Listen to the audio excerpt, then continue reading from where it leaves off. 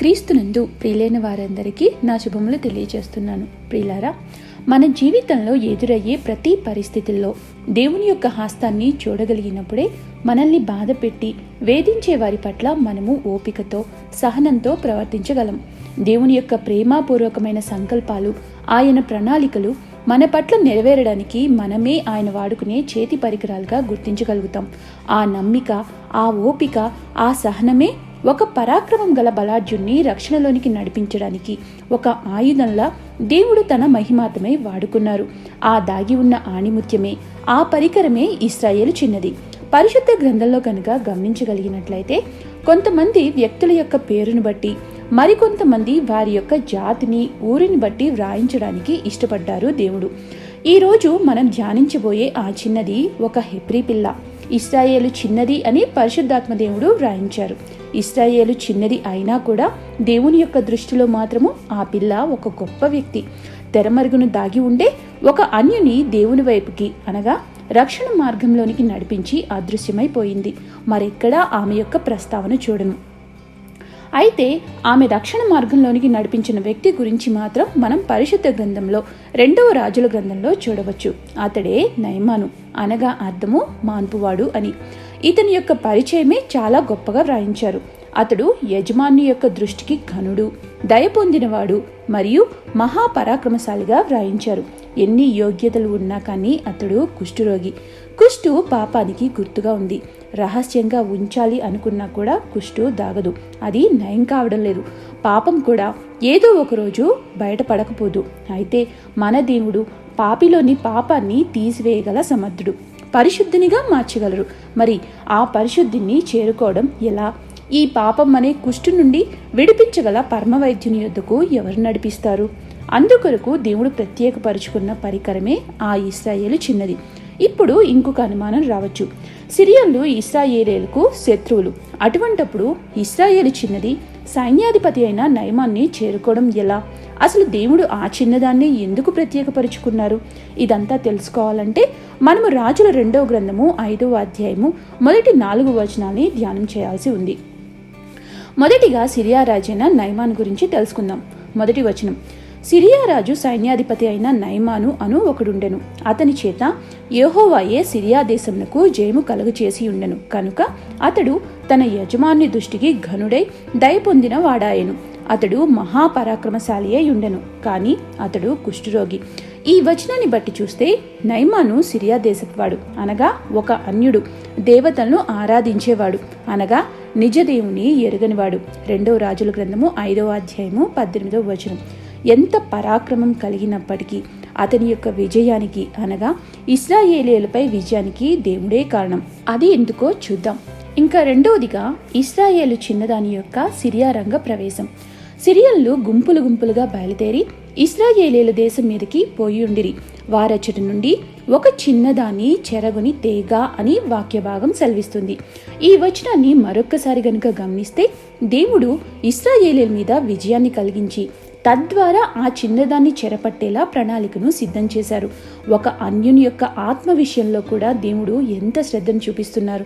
అపోస్తల కార్యాలు 10వ అధ్యాయము 28 మరియు 34, 35 వచనాలు గనుక చూసినట్లయితే పేతురు గారు ఈ విధంగా సెలవిస్తున్నారు: దేవుడు పక్షపాతి కాడు అని, ప్రతి జనములో ఆయనకు భయపడి నీతిగా నడుచుకుని వారిని ఆయన అంగీకరిస్తారు అని. అవునండి, యేసుక్రీస్తు అందరికీ ప్రభువు అని వాక్య భాగమే సెలవిస్తుంది. ఇంకా మూడవదిగా చూసినట్లయితే ఇశ్రాయేలు చిన్నదాని యొక్క చెరజీవితం.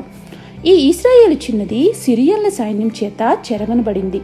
ఆమె యొక్క ప్రారంభ పరిచయమే విషాదంతో మొదలు కావడం మనం చూడవచ్చు. చిన్నది అని వ్రాయబడి ఉంది అంటే నిండా 10 సంవత్సరాలు కూడా ఉండి ఉండకపోవచ్చు.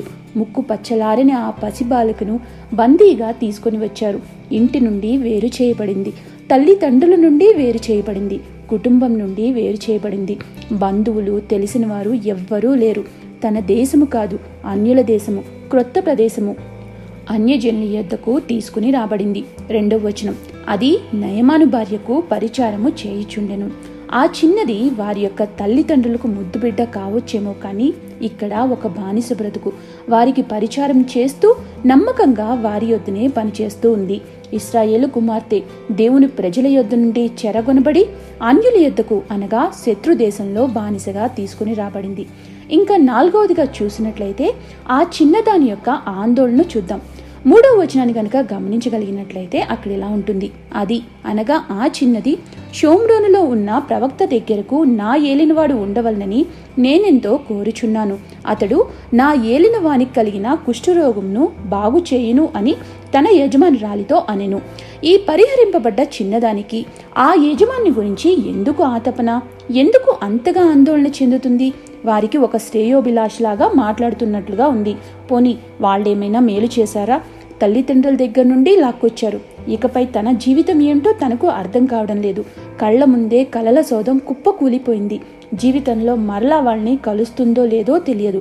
అటువంటప్పుడు ఆ యజమాని యొక్క అనారోగ్యం విషయమై ఎంతగా సంతోషించి ఉండాలి కదా? లేదండి, ఆ చిన్నది ప్రతీకారం తీర్చుకోదలుచుకోలేదు.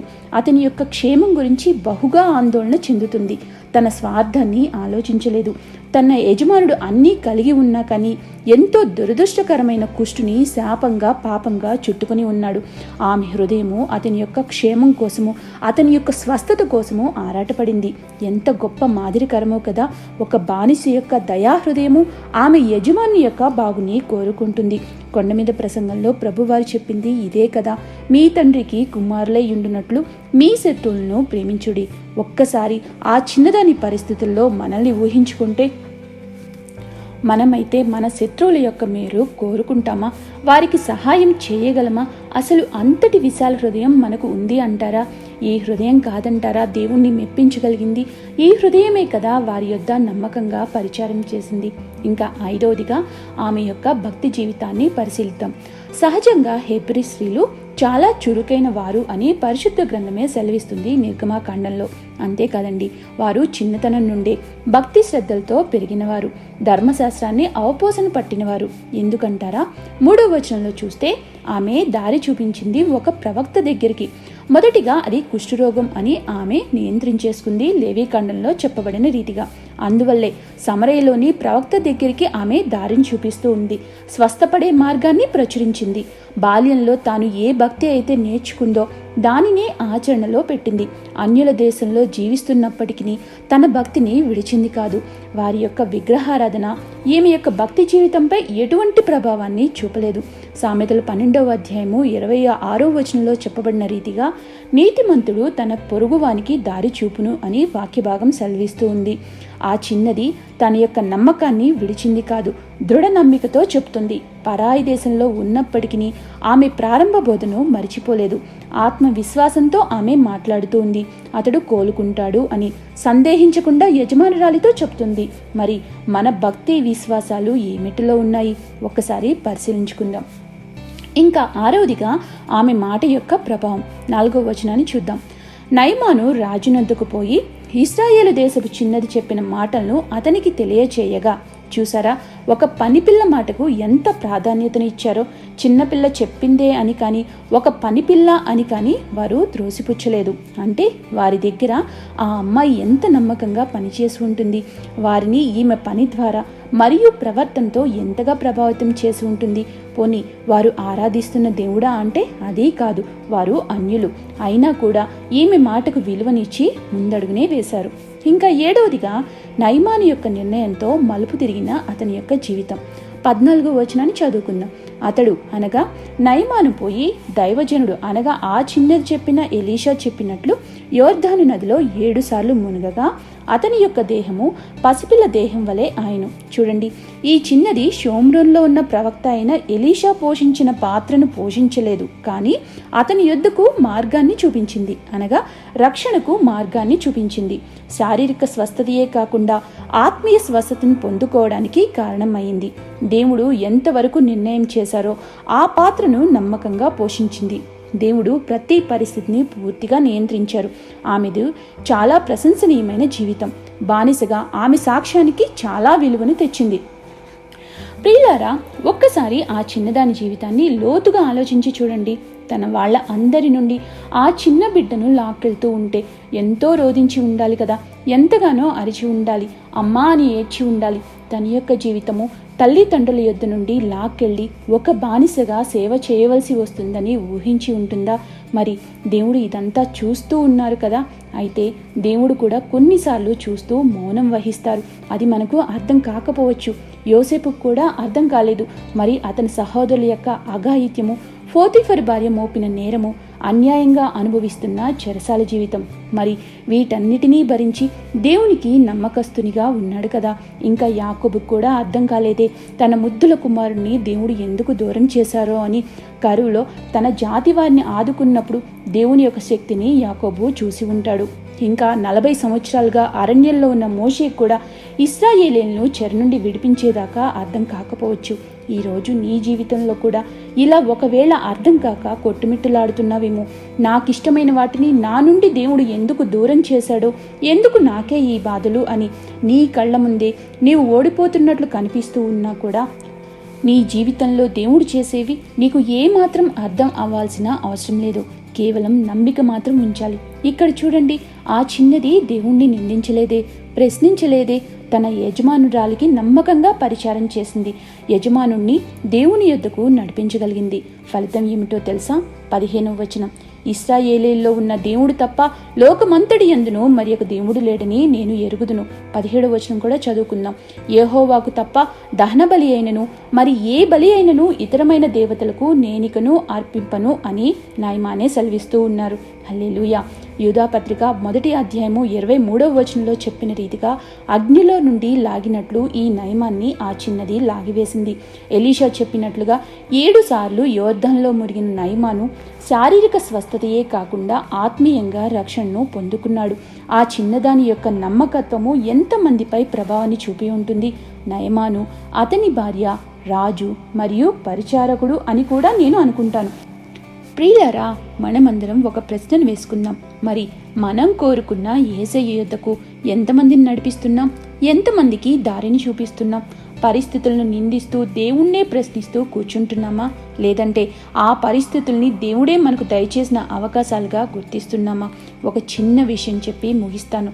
ఒక మనిషి పొందిన ఘోర శ్రమ, ఘోర వేదనను బట్టే ఈరోజు నువ్వు, నేను, చివరికి యావత్ ప్రపంచం పాప విముక్తి అనే గొప్ప బహుమానాన్ని పొందుకోగలిగింది.